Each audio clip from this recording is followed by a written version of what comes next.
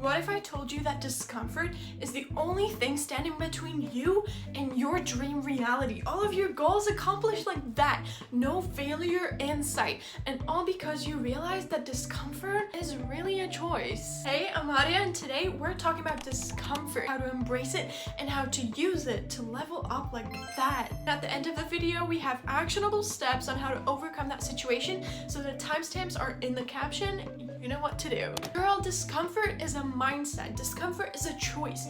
It's you entering a situation and wanting to go back to that safe space, wanting to go back to your comfort zone. And it's fine, we all do it, but you know what it leads to? You feeling nervous. And you know what embracing discomfort and changing your mindset about that situation leads to? You feeling nervous, but growing anyway. See what I did there? Listen, discomfort is not a stop sign. It's not a sign that something wrong is going on. It's just merely a signal. It's your mind and your body telling you, hey, something new is happening here. Pay attention. You're uncomfortable because you don't yet have the framework in your mind on how to act, how to feel, how to think in that situation. It's all about you building that framework, learning how to act, how to think, how to feel. Building that framework is like building a stepping stone. It's how you expand your comfort zone and eventually approach new situations like it's nothing. Instead of trying to instantly get rid of that feeling, let's learn how to sit with it for a second. Let's learn how to align discomfort and challenge with your identity. This is probably the most important point, so pay attention. Discomfort feels like a punishment when it's for something that you don't care about, but it feels like a rite of passage when it actually aligns with your identity and your core values. Do you catch my drift? Think about the person you want to become. Do you want to be a successful content creator, a thriving entrepreneur, a healthier, more disciplined individual? I know you have that identity in mind, girl. Think about how that person would act, what they would do in this situation.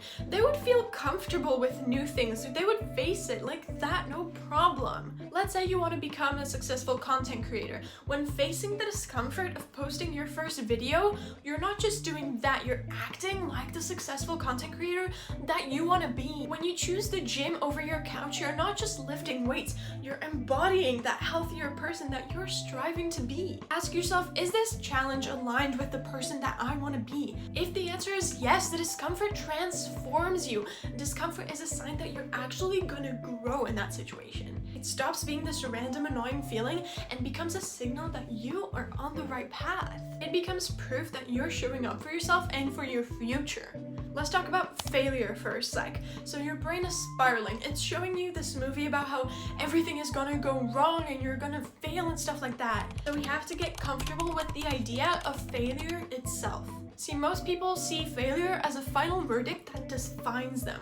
And that's the difference between a person who's achieving all their goals and a person who's too afraid to even try. But it's not the end of the world. Failure is just a data point. Every time you try something and it doesn't work, that's just you gathering information. That's just you knowing what doesn't work. That's a huge step forward. Edison and Tesla or whoever didn't just invent the light bulb. They found 1,000 ways on how not to invent the light bulb. Do you understand? Do you catch my drift? You need to embrace the failure as a necessary step in the process. And you need to realize that failure doesn't mean you failed. It means you're gonna grow. It means you can learn that is infinitely more valuable. It's a stepping stone to success that is actually good. So how do we get comfortable with that? By planning for both success and for failure. Reframing your thoughts and telling yourself, if I succeed, good for me. If I fail, good for the other person who won.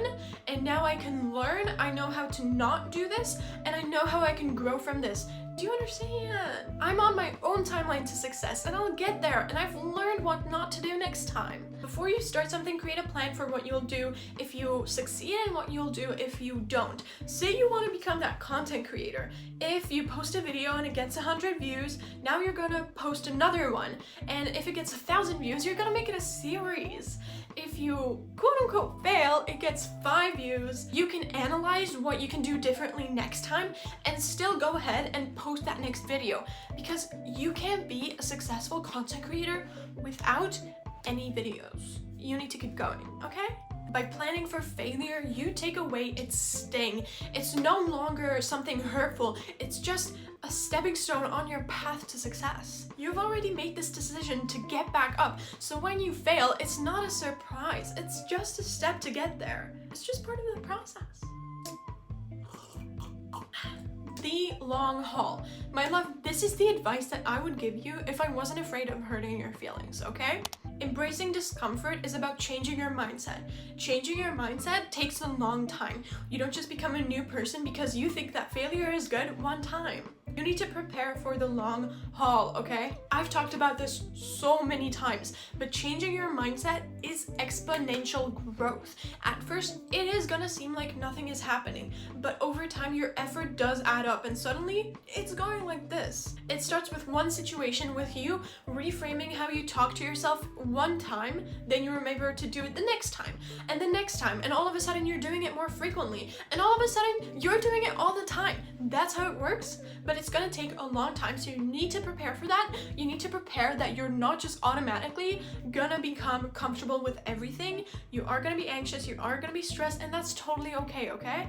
But if you play your cards right, it is not gonna last forever. Now comes the time for my favorite part, the practical guide.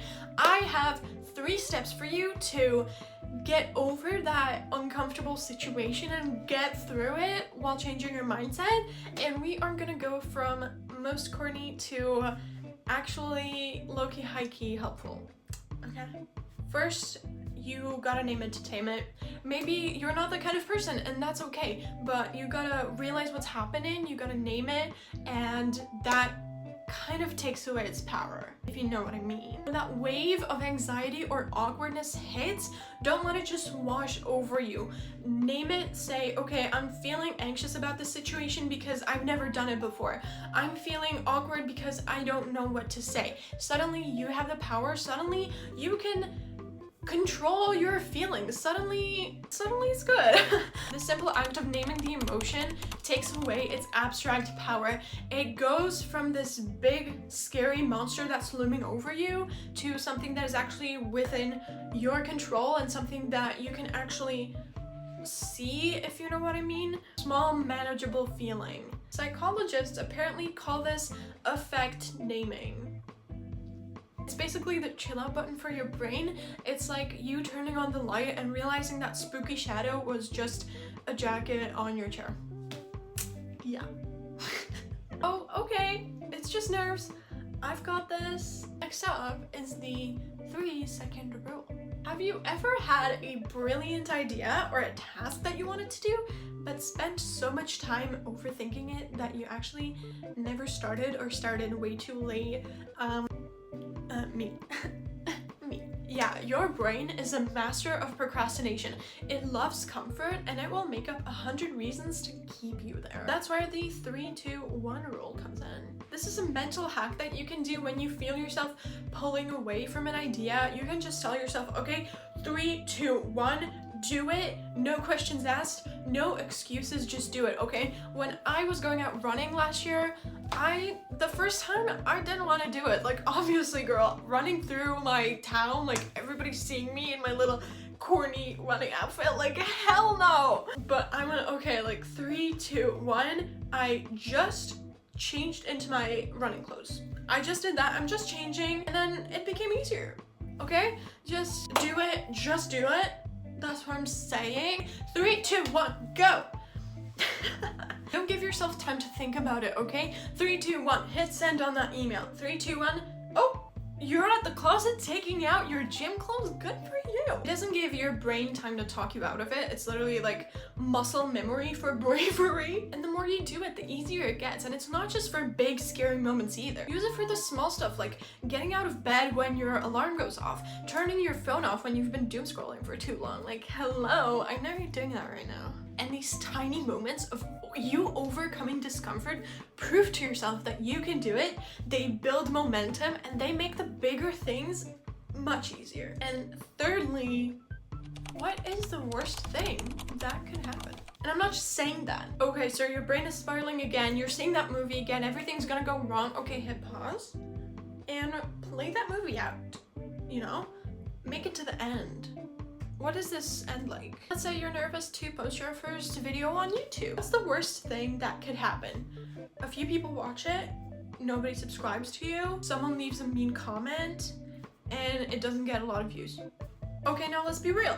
Will your life end? No. Are you gonna lose all your friends? No. Will people be disappointed in you? No. Most of the time, your fear is much bigger than the actual threat, right? Now let's play out the best case scenario. It resonates with the one person who really needed to hear it today. You get a few positive comments. You start a journey that you're passionate about and build a community. Build connections with your audience. Slay. You weigh the potential small lose against the potential low-key, high-key big win. The risk suddenly seems worth it. You get control over the feeling and you're like, okay, well, it's actually not as bad as it seems. It's all about reframing your mindset and being okay with failure. That's what I'm saying. Oh my gosh, I love this video. Loved it. I hope you loved it too, actually. I would so love to hear your thoughts because I am on that YouTube journey myself. And because YouTube pushes my video out to my subscribers first, please subscribe so we can actually meet again and I can actually get one more subscriber. Thank you. Love you. Appreciate you. Have the best day ever and get out of your comfort zone.